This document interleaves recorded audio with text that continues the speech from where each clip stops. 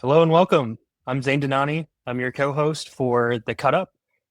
We've got a really great show planned for you guys. I think most of you guys have probably followed me on Twitter already, but if you haven't, you can find me on Twitter at Dhanani Zain. Um, Really excited to go deep into the weeds on this. Some of you guys know me already from a couple of articles that I've posted on fantasypoints.com called the Cutup. I'm going to trademark that at some point, maybe. But for those of you who don't know me and just naturally happen upon this content, the cut up is something that I created a couple of weeks ago just to do deep dives into film and analytics and see what kind of edges we see in terms of fantasy analysis. And on top of that, just regular old football. If you don't know me, I'll do a quick intro on myself. I'm Zain Dhanani, and my background is really in data analytics and data science type of work. But I got started kind of working with the Fantasy Points team roughly about, I don't know, a couple months ago. Started going through film review. I've been watching football for years. I played for a long time as well, and thought it'd be nice to kind of show what I know and put it to the tape and show you guys a little bit more about the schematics of what football looks like and put that with the analytics and provide you this show. I did want to introduce another person here that's working with me, my co-host Stephen O'Rourke. How the heck are you, buddy? What's up, Zane?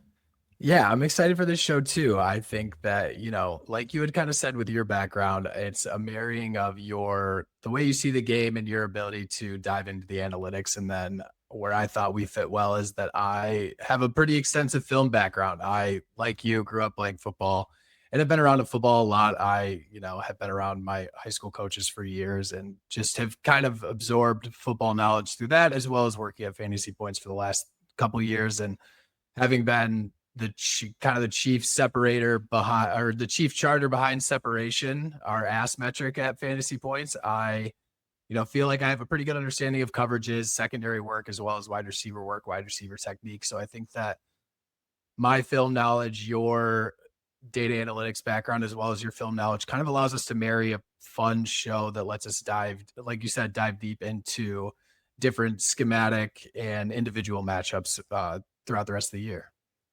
Yeah, and Steve's actually being a little bit modest here. He's our ass man, to be quite honest. I don't know if his wife likes that term or not, but that's what we're going to call it. On top of that, I'll just say a couple extra things about Steve. Steve's literally in NFL Pro. If you don't know what NFL Pro is, it's like the premier place that most people watch film. Steve's in it 100% of the time. He's the guy that everybody goes to ask questions about matchups and what's going to happen and what kind of schematics we're seeing, etc. So if you aren't already following Steve, make sure you follow him at callmestevo7.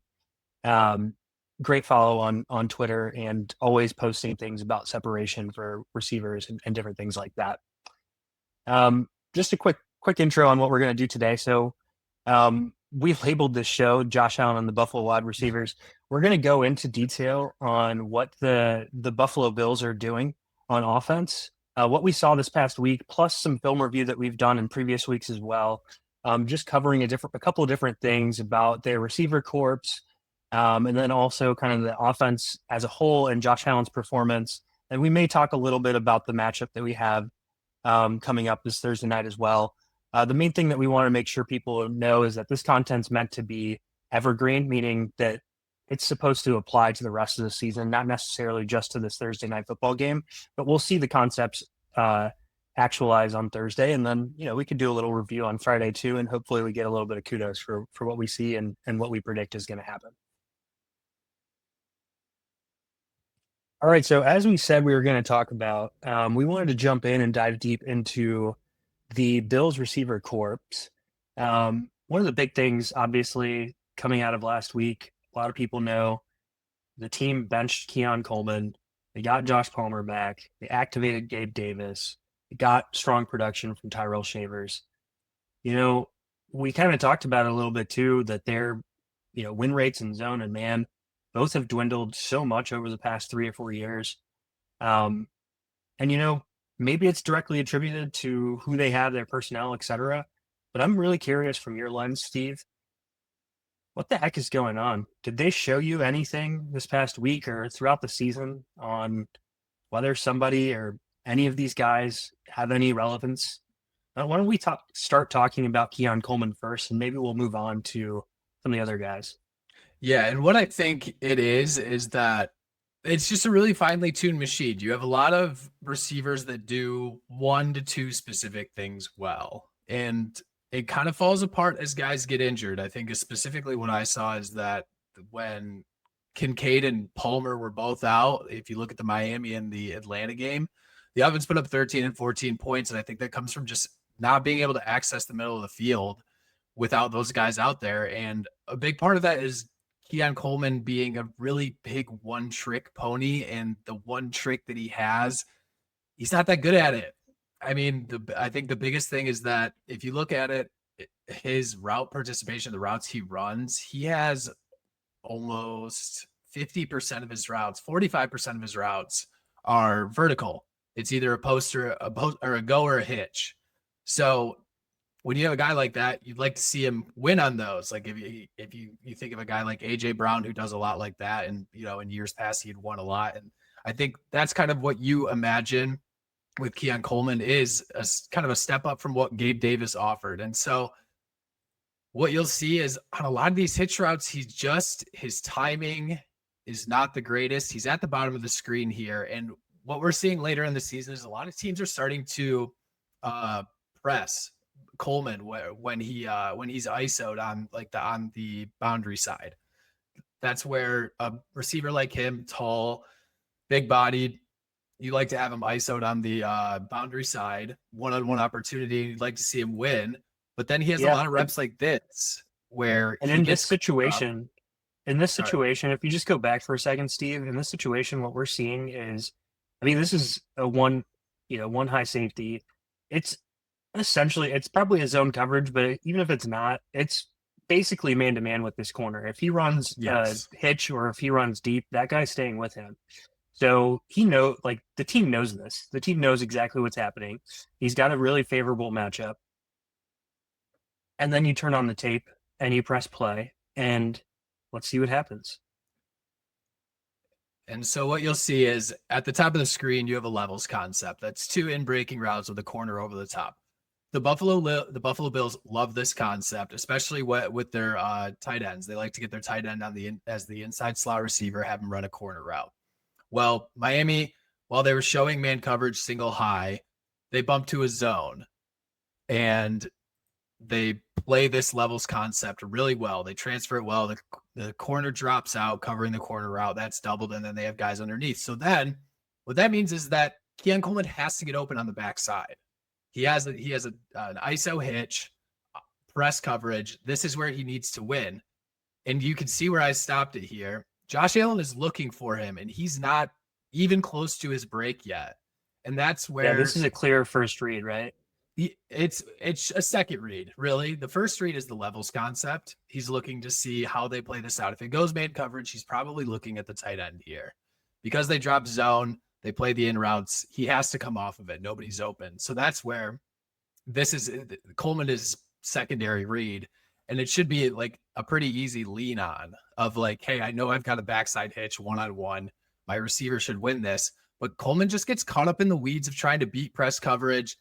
And by the time he gets out of his break, Josh Allen had to leave the pocket. He's scrambling. The play breaks down. He throws an attempt at him deep. And that's just what you see with Coleman quite a bit. And so those are like the hitch routes that you'll see. And then what we'll also get is, and you see it in a lot of his ISO situations. So here, top of the screen, similar situation. You've got a 3x1 boundary side. Coleman's got one-on-one with the corner. Probably a med call man everywhere he goes.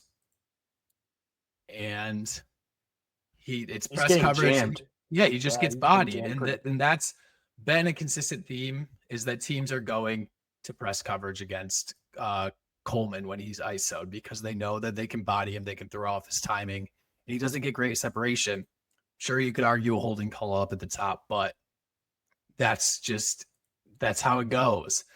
And that's how it's been all year. And okay, I think one thing I wanted to ask about this too is, like, I think week one, you saw the numbers for him looked really, really good, right? He had over 100 yards receiving. It was a blow up performance for him, probably one of the best ones that he may have in his entire career. Yeah. Um, I know that you got into some Twitter arguments about his separation. Um, and it turns out largely from the data, like you were pretty much right. Like he still isn't doing things to separate and earn those targets. Um, is there any hope? Is there any future for Keon Coleman? Is there anything that we can point to? I know people talk about potentially putting him in the slot. Maybe he could have something different, but there's a different role, whether it's working shorter, intermediate, etc. Is there anything that we can point to and say, hey, he does this well? Maybe there's something that we can draw upon. So the biggest thing is that I think he just needs to learn to play at different speeds, and he needs to learn how to win at the top of his routes. He's not going to be a breakaway receiver. That's never who he's going to be. He's always going to be a pretty contested catch guy. If you think like a T. Higgins separates pretty well, but a lot of his targets, he'll get like back shoulder fades and, winning those ISO hitch routes. That's where he's beneficial. And so you'd like to see Keon Coleman get better at some of those back shoulder fades. And so like I'll show one here. And this is kind of a consistent thing. I think Coleman overall has 12 targets on go routes, and it's like 3 for 12. And what he just doesn't do well is he doesn't separate at the catch point well. What you'll see with a lot of guys like a Devontae Adams, a Nico Collins, and AJ Brown, T. Higgins, what those guys do really well is at the catch point, they're good at getting separation from the corner. And again, it's not the greatest throw, and I don't think that Josh Allen's the most comfortable throwing back shoulder throws. But even then, you just constantly see these situations where it's just there's no separation. It's heavily contested. I can pull up another one, and Let's be honest, though, the concept of a back shoulder fade type of throw is usually a low success rate type of play. absolutely. But also, there's receivers that still perform really well at it. We know that there's guys like George Pickens where you could just kind of Right. throw it near him and he'll make the play. But that's what that's what you'd like to see Coleman develop, is being able to find that separation point from these things where using his hands more. He doesn't use his hands a ton. He kind of throws his hands back and tries to get into position. I can actually pull up a clip here, but it's just there's not a ton of physicality at the catch point. And with a guy that big, you just would want to see more physicality. And here I can show that same one from the end zone view. Again, he gets held a little bit here at the top, but he doesn't use his hands to get free. He wants to just kind of pull away. Whereas what a lot of the better receivers of back shoulder fades do is they get their hands inside and they're able to create separation at the catch point. And Keon Coleman just isn't the best at that. And so that's where this week you had Gabe Davis come in. Keon Coleman got sat for, whatever reasons, we're not sure, personal performance. I think it's still kind of a little bit of both, a little up in the air. But they added Gabe Davis, and why don't you tell us a little bit about why don't we go into a little bit more detail on some of the other receivers? Why don't you tell us a little bit about Gabe Davis? Is he the primary person that takes on a similar role in the offense to Keon Coleman? Does he do similar things? Does he run similar routes, like play the similar role? Or what do you think about that?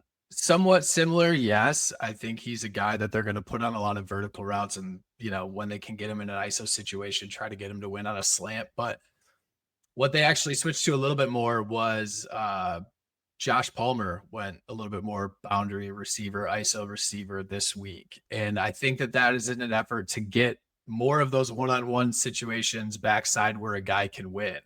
And I think where Gabe Davis fills for Keon Coleman is that he helps marry some of the rub routes that Buffalo does. When you get into press coverage, we kind of saw it that Keon Coleman can get bogged down. But that's where Gabe Davis is pretty good about. Hold on. Let's see, can I remove that? Yeah, remove that. And when you talk about the rub route for the people that are watching, like what do you mean by that? Like what exactly are the receivers doing to make That's some space here for each other? here. Sorry, wrong video. Here we go. So this one. So at the top of the screen, the Buccaneers ran quite a bit of man coverage against the Buffalo Bills the past week. And so what that comes in is you try to create concepts where you're putting the defenders into conflict and you're getting rub routes. And basically that means that you're trying to create a pick with one of the receivers to free up the other. And where Keon Coleman, like I kind of said, struggled against zone coverage quite a bit, Gabe Davis has a little bit of veteran savvy that Coleman doesn't necessarily have. And so, like right here, the way Gabe Davis stems his route is a pretty veteran move. The way he stems vertical at the top to kind of feel and rub McCollum off. It's not obviously not a completed pass here, but he works well because like you can kind of see he stems it inside, and then right when he feels McCollum on his back hip, he pushes up vertical, knowing that Shakir's pushing vertical and forcing McCollum to kind of have to go behind him to catch up. Right. And that's what happens, and it creates an open opportunity. And You know what I think is really interesting about that is that you're really seeing like this isn't just, hey, Keon Coleman's going to go out there and win a bunch of routes and like get the ball and etc. This is team football where we're designing a play. We're making a guy like Gabe Davis in this situation um, really just take players out of the play so that another guy can get open. And that's a completely different concept than most people think about when they think about football is like, hey, you just run a route and it's like, can you win? Can you not? Can you get open? Can you find the hole or whatever it is? This is like clearly designed to make one other guy spring open. And a guy like Gabe Davis with his veteran savviness, not that he's that old, he's only 26, he makes it happen. Whereas you see stuff with Keon Coleman, and it's not like that. It's just it doesn't even have to show up in the stat sheet for Gabe Davis.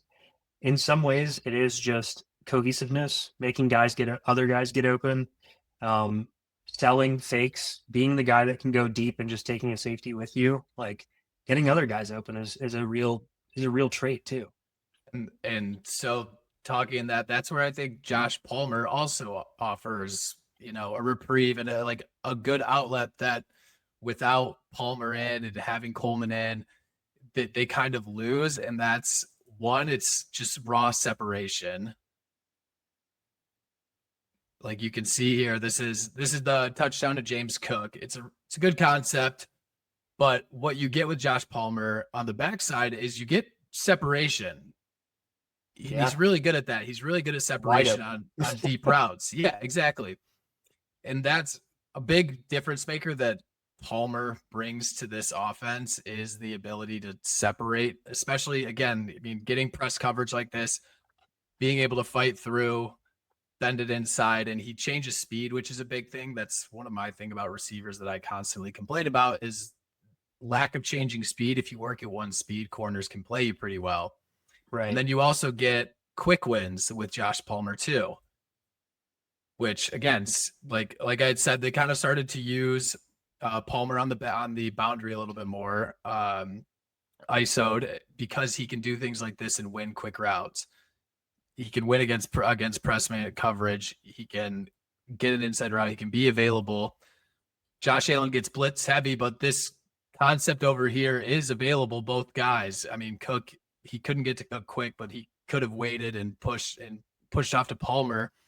But the blitz is there, and that's again just something that you didn't get with Keon Coleman. Is Keon Coleman just gets bogged down with press coverage too much, whereas Palmer and even Gabe Davis a little bit, they have more of an expansive release package to be able to escape and not get caught in the weeds of some of that press coverage. So just thinking about that for a second with Josh Palmer, I mean, one thing that I wanted to mention from the like two clips ago was you just saw him basically run an amazing corner route where he bent the route pretty far inside, waited for that cornerback to turn his hips, and then finally cut it outside. I mean, those are things that you really teach receivers to do, and only a few can really accomplish that, right? Like it's not just, hey, I'm running 10 yards down the field and then cutting out or whatever. It's I'm running between 10 to 12 yards, and during that time I'm trying to break the corner's cushion. And then once I break their cushion, if I get them to turn their hips to one side, I'm able to go the other way and whip them around, and I'm wide open.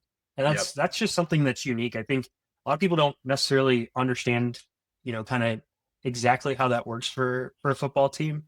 But and and the thing is you can look at the stat sheet and look at Josh Palmer's stats, and he didn't really, I mean, he didn't do much from that perspective. Right. But you can see with just, you know, Steve just shared basically like two or three clips. He was pretty open on most of those plays. So you'd have to think that there's an opportunity for Josh Palmer to potentially spring open. Um, but now I think it's also interesting to think about, um, you know, we saw a guy the other day, Tyrell Shavers, come out of nowhere. Um, and I think a lot of people are kind of interested in his production. Is it something that's sustainable? Is there something that we saw on tape that could really lend us to um, knowing more about this guy, whether or not it's real, whether or not he can be the savior, deep threat, whatever you want to Yeah. call it. Yeah, and I think that we saw the Bills change it up in the sense of what they're doing to push the ball downfield last week. We both kind of talked about it that they did something. They went into 12 personnel to throw from this week. They had, I think, 8 passing attempts from 12 personnel as opposed to last week, as opposed to I think they had probably 16 throughout the course of all the other games prior. So it was something they went to, and But by the way, those are all stats that like myself, you, Ryan Heath, other people from Fantasy Points are just like tweeting out like all day long. So when you follow right. us on Twitter, you're gonna get some information about these like the stats that we're talking about with like separation, win rates, um, route participation, etc. Those are all great things that you can find out through just following us on Twitter. But why don't you keep going on that?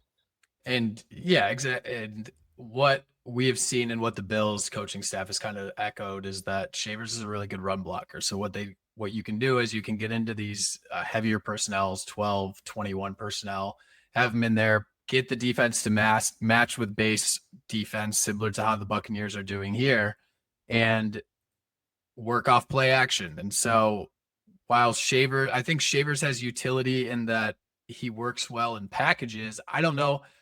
He's not a huge separator. He's not, super fast. He's not insanely physical, but he hits his spots well and he plays into what the defense thinks they're going to run. So you get plays like this where you have 12 personnel, play action, it's first down and 10, and you get single high, which a lot of defenses are running single high against the Bills, and you get the linebackers, safety, and everyone to bite up, and then all of a sudden it opens up this massive gap in the middle of the field Yeah.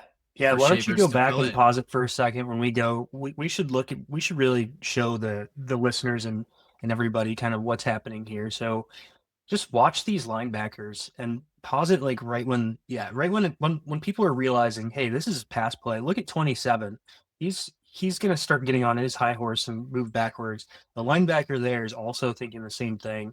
Number 8 is kind of following James Cook into the flat. Whether he thought it was a run play or not, I don't know exactly what his responsibility was, but there's just this gaping hole in the middle of the field. And that's exactly where Shaver sits. And so, I mean, I'm not going to speak for you, Steve, but I think like this is a play that results in some good fantasy production. But I mean, the concept itself really just created a hole.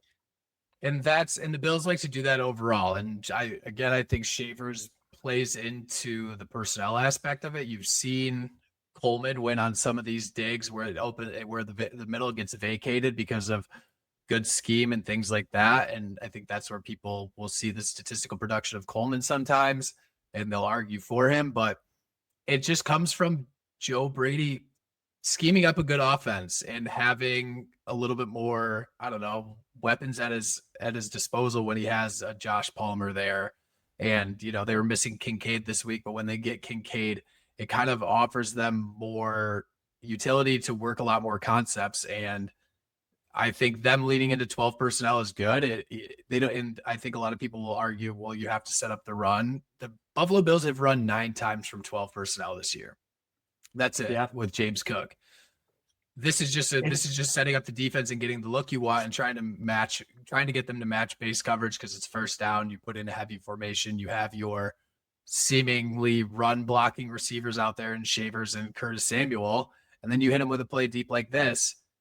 And it just, yeah, I just think that while I think a lot of people complain about Joe Brady's play calling, he actually does call a really good game, and he actually tries to get Josh Allen to access the middle of the field quite a bit. It's just that when you lose guys like Kincaid, like a Josh Palmer, it forces you to rely on more schemed up stuff and more things and just more ways to kind of gimmick your way through the middle of the field, which is what, I mean, Joe Brady's good at. But when you don't have guys that can win consistently, it allows the defense to squeeze a little bit. And especially with Coleman, you don't get a ton of access over the middle of the field. He's not running a ton of in breaking routes. So the offense just changed quite a bit without Coleman out there. And I think it's interesting because we're literally looking at a 12 personnel play, and if people are following us on Twitter or what have you, like, I actually think the Fantasy Points staff, including myself and you and others, have like really pointed out the personnel differences and changes that are happening in the NFL. I know it all started with the Seahawks playing as the Commanders, and that became a hot topic. And then, I think one of us pointed out that the Rams were starting to do stuff like that. And the Bills just did this for 20% of their dropbacks, is the highest they've done for any other personnel other than 11 personnel, which means that they had 2 tight ends on the field for their 12 personnel package and 2 receivers and 1 running back. I'm very curious if they actually end up start featuring this a little bit more and kind of keep it as a 20 to 25% of their dropbacks moving forward, just in an effort to, basically stir up some favorable looks for their offense. I mean, where we've talked about it, they have some guys that may be able to separate. They're more role players. But this is just another nuance that the current NFL meta is kind of lending itself to. And we see it through their EPA per dropback numbers as well. They perform really well out of these sets when they try to pass. So I think we may see this more, especially since they've kind of self-scouted and told us what they feel about Keon Coleman, whether or not it was something that he did or not. But I think there's opportunity for this to continue happening, and Shavers might be a big part of that because he gives that lens of, hey, this might still be a run look, because he's probably one of their best run blocking wide receivers. Before we go deeper into either any of the receivers or what have you, I think we should really do just a kind of like a quick recap of like what our thoughts are on all the receivers individually. It sounds like, from your perspective, from my perspective with Keon Coleman, I don't think there's a lot there. I don't know. Just why don't you give us your summary on Keon Coleman at least? Yeah, I don't see it right now. I don't see it right now. I think he has a lot of work to do against press coverage. I think he has a lot of work to do in his route running. We could dive nitty gritty, and get really deep, but I don't think we should. But one of the things that you'll see with Keon Coleman is he doesn't have a lot of moves at the top of his route. He's pretty just in and out of his break. There's no shimmy, shake, anything. And what you'll see with defenders is that they're kind of waiting. They're either pressing him or they're comfortable waiting to catch him, because they're not really afraid of him burning deep, because they know they can stick with him if he goes deep. So they kind of just sit back and they allow themselves to catch him, and it doesn't lend well to outs, hitches, and even in breaking routes. It forces you to scheme up those gaps in the middle of the field rather than being able to just stick by a concept and know that he's going to get open. Yeah. And so I think that I can't speak to the coaching and everything, but it really would just take him learning nuance in his route running. I think that a guy like a T. Higgins or even like a Mike Evans or an AJ Brown of just being able to use his size. And I think that that's his biggest thing right now is that he just doesn't use his size to his advantage, and he doesn't force guys to think when they're going up against him. So if I'm hearing you, and I think I feel the same way just from watching all the film, uh, for any fantasy situation, I mean, I think this is a clear drop. Um, Yeah. I think it's somebody that even in a dynasty situation, I don't think either of us believes that there's any sort of role for him that would set him up for success. He's clearly not a good separator. He's not great at finding holes in zones either. Um, yeah, I think we're both just out, and that's unfortunate for Bills fans. It's unfortunate for the NFL. I think we like seeing receivers that are good. Yeah. It's fun I to mean, watch. you want to see guys succeed. And Yeah, that's yeah, where, I mean, I talked about it a little. I said it to you earlier in the day that Brandon Cooks just got released. That's a guy that I think could fit into this offense well and yeah, provide a spark that, dropping in for a Keon Coleman or even a Gabe Davis, who I think has his utility. I think him and Keon Coleman are pretty similar. Gabe Davis has a little bit better separation and is a little bit better against press coverage, which kind of gives him a leg up. But I think Brandon Cooks could come in and be like a good receiver for them and a step up from like a Keon Coleman. And I just think that you would have to see something crazy over the last couple of weeks of the year from him, and you would have to see some uber development to really feel confident about him going forward. I just don't yeah. see it happening because we're 11 weeks into the season and it's looked the same all year.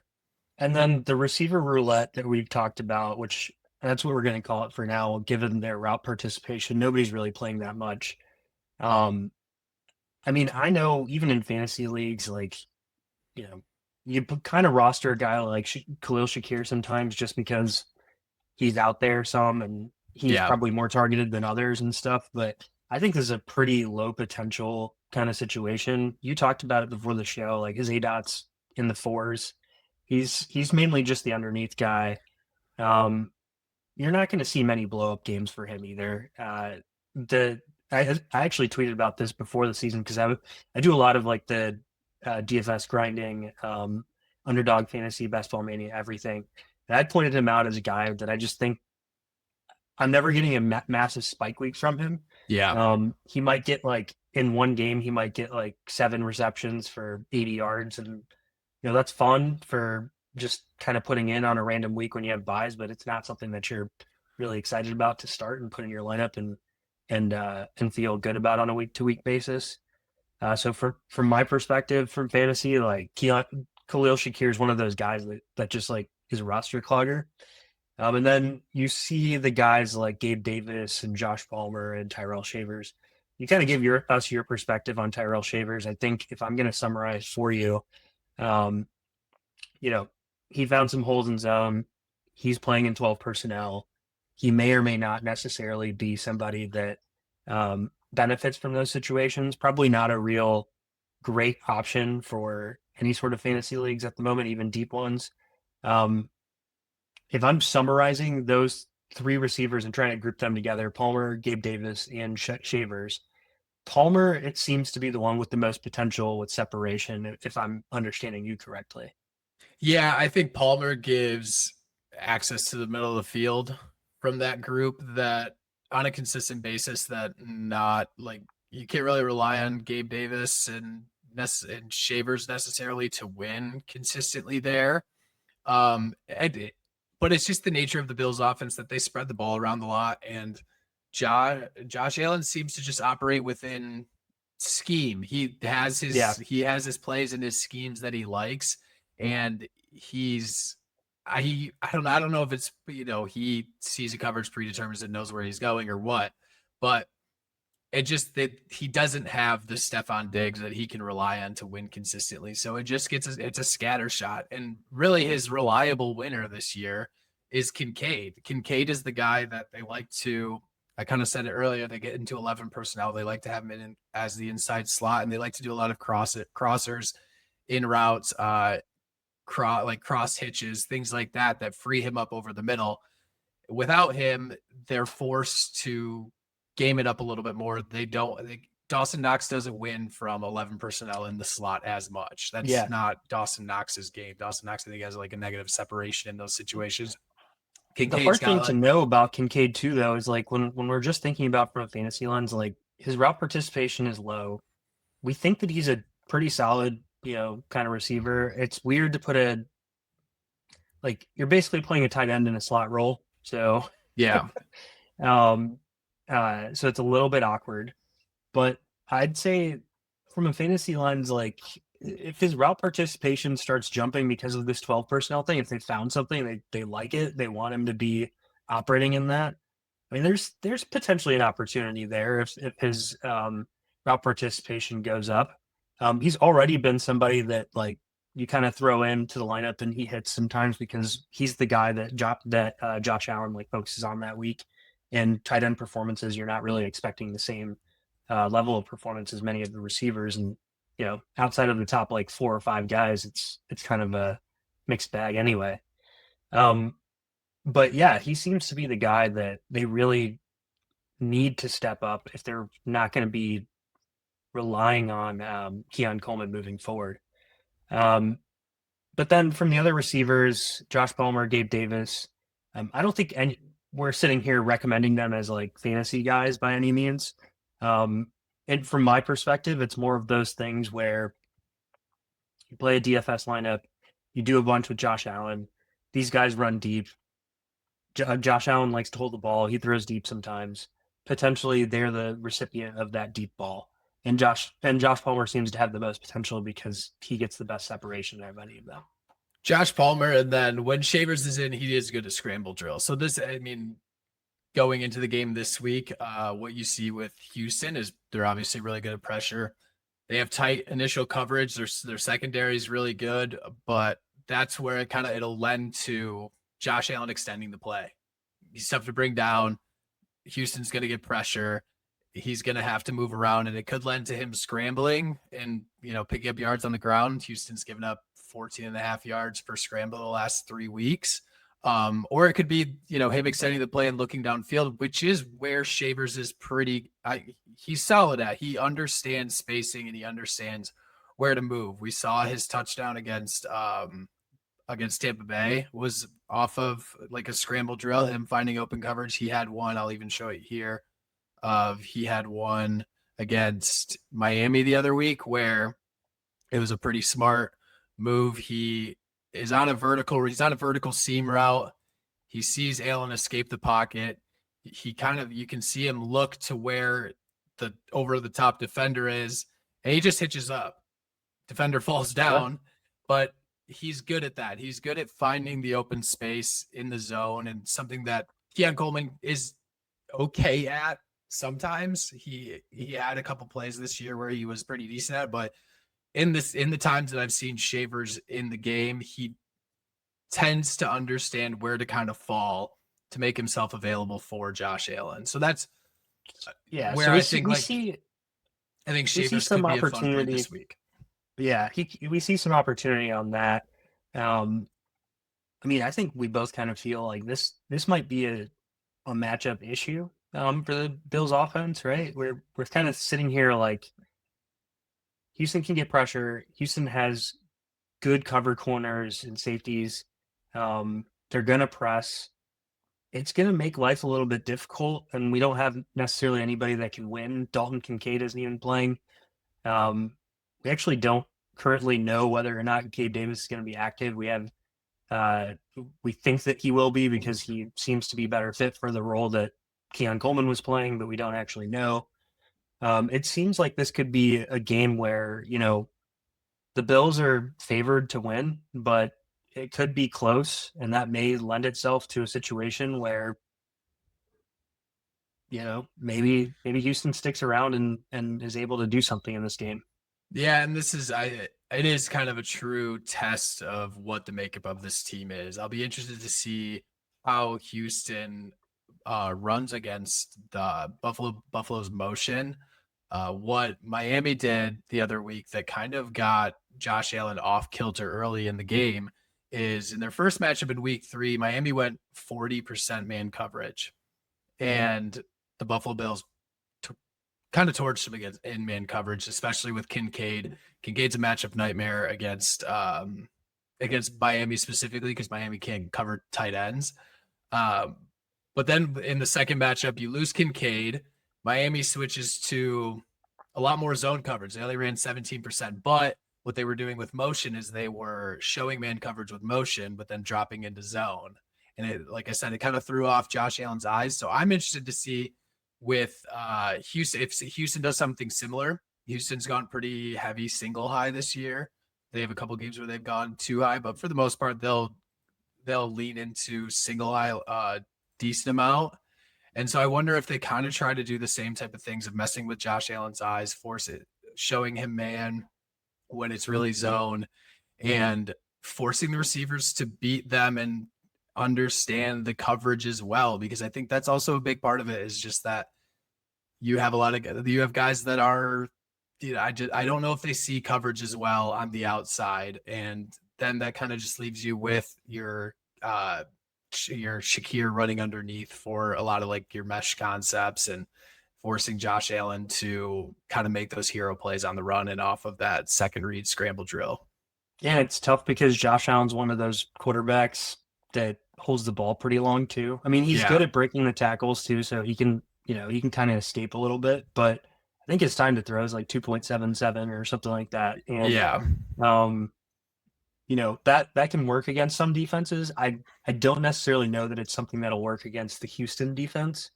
So these changes that we were talking about, like, hey, different receivers out there, throwing out a 12 personnel, maybe upping that as a drop as something that they saw. Um, we're gonna see whether or not it actualizes and whether they're able to sustain this going forward. From my perspective, it's just going to end up being matchup dependent. Like Houston may present something that's going to be difficult for them, but in future weeks when they play, I need to look at their schedule to be quite honest. But when they play, if they play like the Jets or Miami or something like that, they're going to be able to sit there and do these things. It makes it. I know they didn't do it against Miami recently, um, but I think switching out Keon Coleman, making guys like Gabe Davis and Josh Palmer in there, um, they can still score a lot of points in certain situations. When it gets down to the nitty gritty in the playoffs, um, it might be tougher. There's some matchups that are going to make this tough for them. It's just that it's a lot on Josh Allen's shoulders. He's being asked to it's the Patrick Mahomes of prior years where they kind of piecemeal the receiving group together of guys that do one or two things well. And then it's expected for Josh. And then the offense is basically, we're going to try to scheme it up and you have to sort everything out. But he doesn't have a consistent guy that he can lean on that wins. And so that's where you get a lot of the chaos. That's where you get a lot of like I said, when you get your two separators, I mean, Josh Palmer and Dalton Kincaid are the two top separators on Buffalo. When you lose one or both of those guys, which is a possibility, both of those guys are somewhat injury prone. You lose two guys that are separating. And now all of a sudden, this scheme becomes so much more important because there isn't that person for Josh Allen to lean on that he can like quick flip to and feel that he has a good chance to be open. And that was Stefon Diggs in years prior. This year, it's been, like I said, a little bit more Dalton Kincaid and Josh Palmer. And they've kind of done a disservice to Josh Allen, forcing him to operate this way, but that's what they've done. And really, health is huge, having both those guys available. And then, yeah, Josh Allen being able to sort it out and play Superman. I don't mean to stop you there, but I did look at the schedule. I was pulling it up while I was talking. So they don't have any more Miami matchups, but they do have the Jets in Week 18. Probably not relevant for a lot of fantasy situations, other than people are playing DFS or weekly games or what have you. This Texans matchup is going to be tough from my perspective. You're probably never really benching Josh Allen in fantasy because it doesn't matter. Yeah. He can do a tush push. He can he can do something, right? Like he'll get rushing yards. He'll get touchdowns running. Someone might leak open, etc. There's many ways that Josh Allen's going to score fantasy points, and there's a lot of guys that are inconsistent in this NFL. They have the Steelers, the Bengals. Those two seem like decently good matchups. I mean, definitely the Bengals. The Steelers have changed things a little bit, putting Jalen Ramsey at safety. They added some cornerback depth. That one could be okay, could not. I we haven't seen enough out of their like kind of new secondary to see whether or not like they're legit or not. Um, the Patriots, I think that could be a high scoring game between the two teams. We saw like I would call basically a classic um, where Yeah. Drake May had like his incredible performance against the Bills earlier this year. Um, the Browns and Eagles, I think those are going to be tough matchups for their offense, especially the Eagles. I know people are talking about the Seahawks defense being the best. This Jalen Phillips trade and then kind of patchworking the other cornerback spot for the Eagles, um, and making the trade for Michael Carter and just kind of like fixing that defense a little bit. I think they're playing unreal football. And I know you're a Lions fan and you had to suffer through that one, but at last Monday night or what have you. But that one's going to be a tough one. Then you get the Jets, and that's pretty easy. So I mean, you're never sitting Josh Allen in fantasy, um, but we're talking about maybe like three difficult matchups and three like solid matchups. Yeah. Um, so, you kind of ride the waves and hope that he can squeak some through and get some tush push touchdowns or what have you, right? Yeah, and that's you kind of talked about it with Pittsburgh and some of those things. The teams that worry me against Buffalo are teams with physical secondaries that can get pressure. Um, I think that teams that are willing to come up, body the Buffalo Bills receivers at the line of scrimmage and get in their face and play a little bit more physical and force them to separate are going to be the ones that Buffalo might struggle against. I mean, Josh Allen has faced 102 dropbacks of man coverage this year. He's 57 for 90, but then 33 of those 90 attempts have come to tightly covered receivers. That's a pretty big port. That's 36% of your passes against man coverage are against a guy that's like tightly covered, and you're not getting a lot of targets of like open guys. And so a team like Houston, a team like Pittsburgh, even a team like Philly, with secondaries that are willing to get up in your face, play physical, and force you to beat them through physicality to get separation, or either physicality or quickness. Those are going to be teams that Buffalo might struggle against, especially if Kincaid is out in some of those games where they don't necessarily have that cheat code they can kind of go to when he gets matched up on a linebacker or safety. Yeah, it's interesting because then you start thinking about playoffs and which teams they could match up with and what have you. And I mean, we don't have to get too down into the weeds in this, but I don't know. Like I'm looking at the teams that are kind of projected to make the playoffs. They can hang with the Patriots. The Steelers, I think we'll see because, like you said, the toughness of the corners, the press coverage, etc., may be difficult. It's possible the Ravens win that division anyway, and I'm not like really enthusiastic about the Ravens defense either. Yeah. They've looked better lately, but the Colts with Sauce Gardner, I still don't think that their secondary is like fixed. I'm actually not impressed by Sauce Gardner this season at all. I posted some clips on X of George Pickens, and actually a lot of these things went viral recently. But he just completely torched Sauce earlier this year. Yeah. I think he's got a little bit of issues. I don't know if that was like the best trade ever. Denver's the team that's really, I think, is going to cause some issues. But then again, Denver has their offensive issues.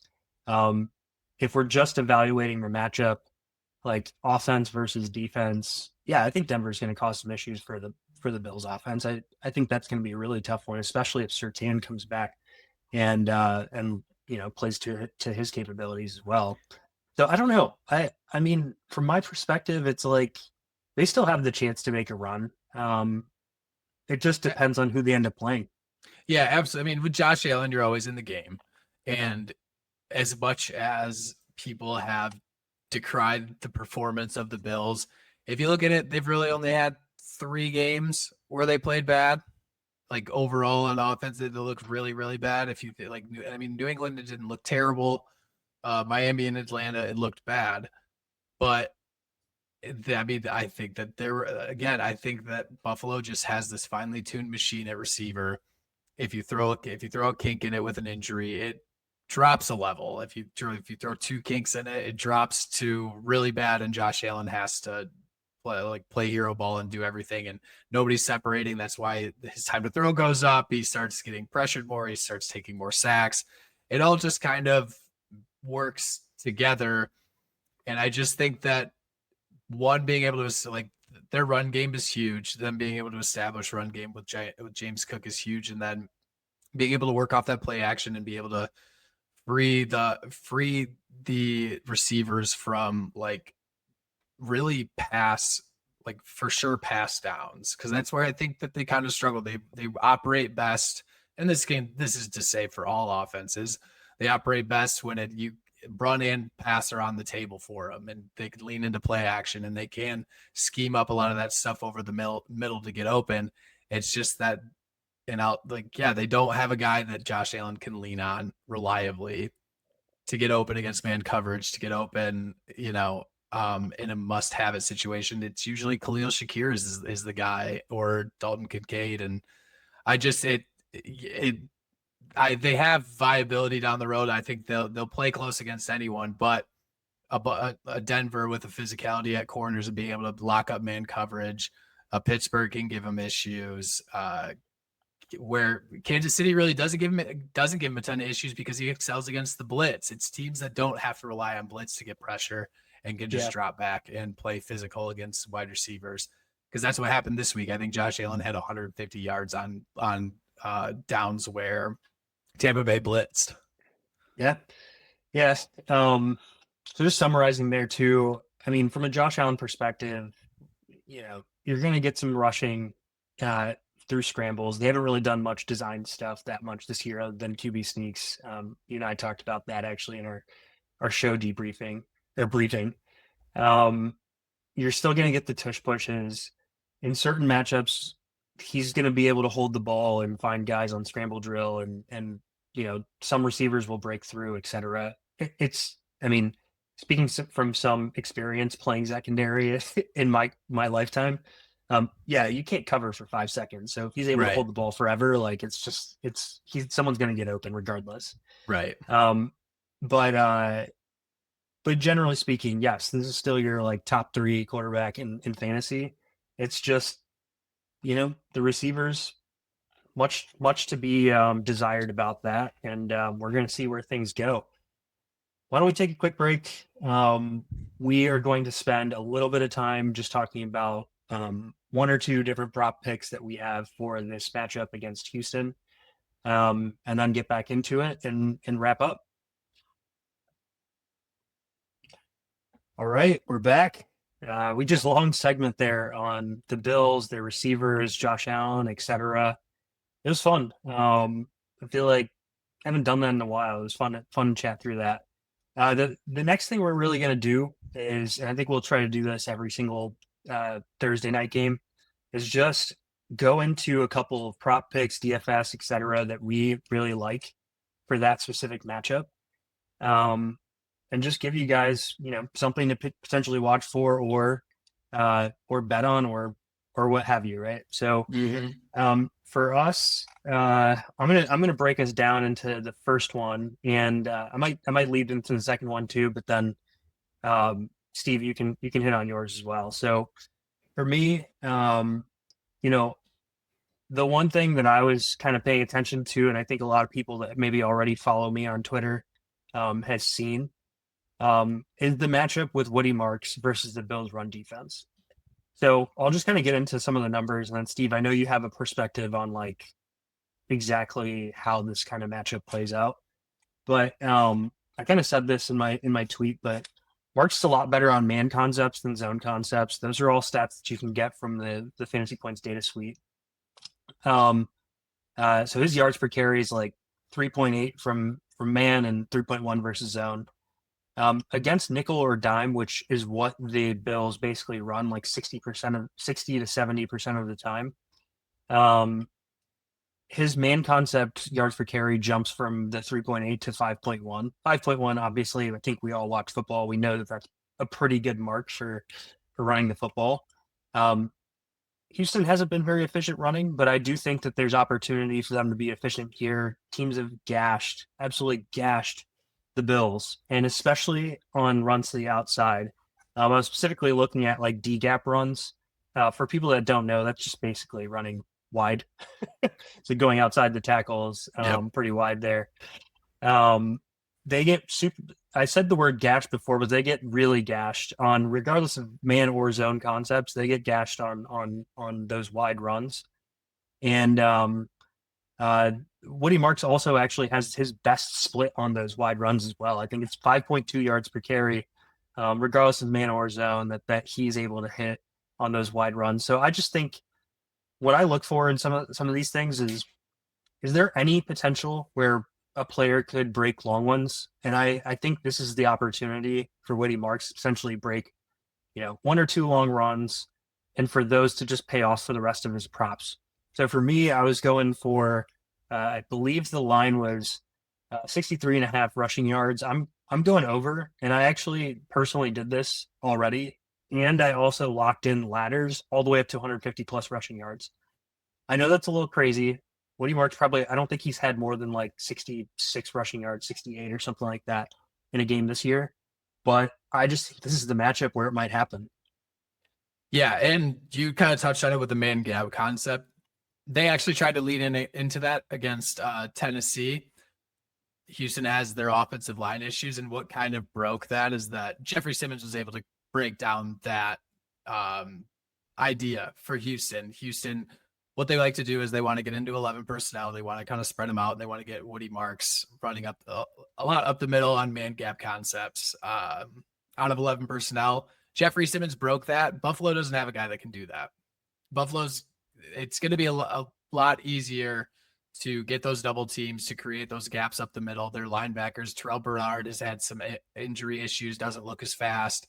Milano's always there, but what broke them last week, I say broke, what caused them to not have a great run game last week while it looked good schematically was one guy. Buffalo doesn't have that guy. So I agree. I think it's a Thursday night game. If we look back at 2024 last year, it was their matchup. It was a 23-20 kind of slugfest where Josh Allen played really bad, and it bared out pretty slow, rough and tumble. And I think that this game could go that way too. And Woody Marks becomes a key factor in that to be able to keep their offense on task. Well, it's good to know that my research matches what you see from a schematic perspective on the defense. Another one that I'm actually just going to keep super simple. I was really actually surprised when I was looking at DraftKings and I saw Keon Coleman's line at 23 and a half receiving yards. Obviously, that sounds low to most people. But at the same time, I think it really just comes down to you're going to hit this bet if he steps on the field once. And I don't know if he's going to step on the field too many times if he does step on the field. So, and the other thing is like he's been under 23 and a half receiving yards in 4 out of his, I think it's 9 or 10 games this season. This is a really tough matchup for him.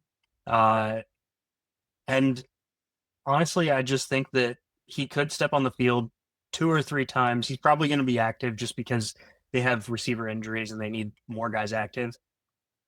And if he steps on the field 2 or 3 times, he may not see the field more than that, and you're just going to hit your bet because he didn't get any targets or receptions or anything like that.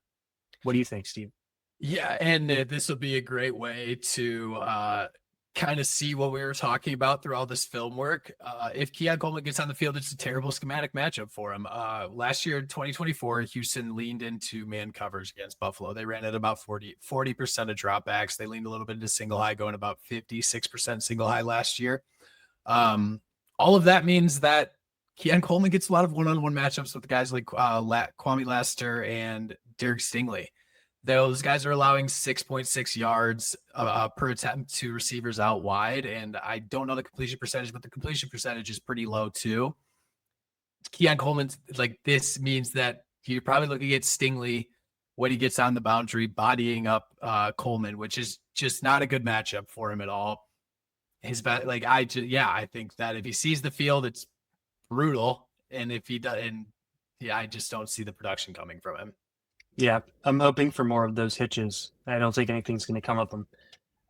Steve, you had one that you wanted to mention too. I know you talked about it.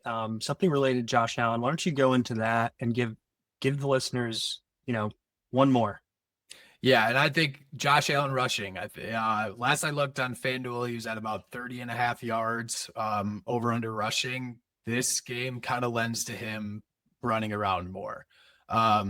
We kind of talked about it. The receivers are going to struggle to separate. Houston probably leans into man coverage, or at least leans into showing man coverage. And they probably will go more single high.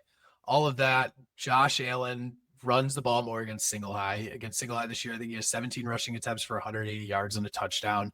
Against man coverage, he has 8 rushes for 99 yards this year. And Houston creates a lot of pressure. And so I think with the combination of tight coverage, good pressure, it's going to force Josh Allen out of the pocket a lot more. And it's going to force him to look to run a little bit more as his receivers potentially struggle to create separation. If you look at last year's matchup, he went 9 for 30 on 33 dropbacks, but he did have 4 scrambles for 54 yards. So I think this kind of plays out in a similar way. The Houston defense is really good. I think they're going to force Josh Allen to play Superman. I like it. All right, we'll take a quick break and then we'll wrap up and get you guys out of here. All right, guys, we're going to wrap up this show. We really appreciate everybody who decided to tune in to this one. Special to us, obviously, this is the first one we've ever done, first iteration of the Cutup in a video podcast type of format. I thought Steve crushed it with his analysis. Thought we had some good numbers as well. But we're really open to feedback from everybody. I know there's production quality, all sorts of different stuff that goes into this that we honestly have very little experience doing. But we appreciate you guys actually listening in. Before we go, I just want to say, make sure, you follow Steve on Twitter at callmestevo7, and then myself, at Dhanani Zain. We're always tweeting out fun things, matchups, clips, all sorts of stuff. I think you guys would really like it. If this does make it to Bills Mafia, I really hope you guys have a good season. We're truly not sitting here trying to say, hey, we don't want the Bills to succeed. We're just objectively kind of understanding what the offense looks like and what we're trying to do here. But hey, it would make my day if the Bills made the Super Bowl, because it would be something different. So just want to say thank you. See you later.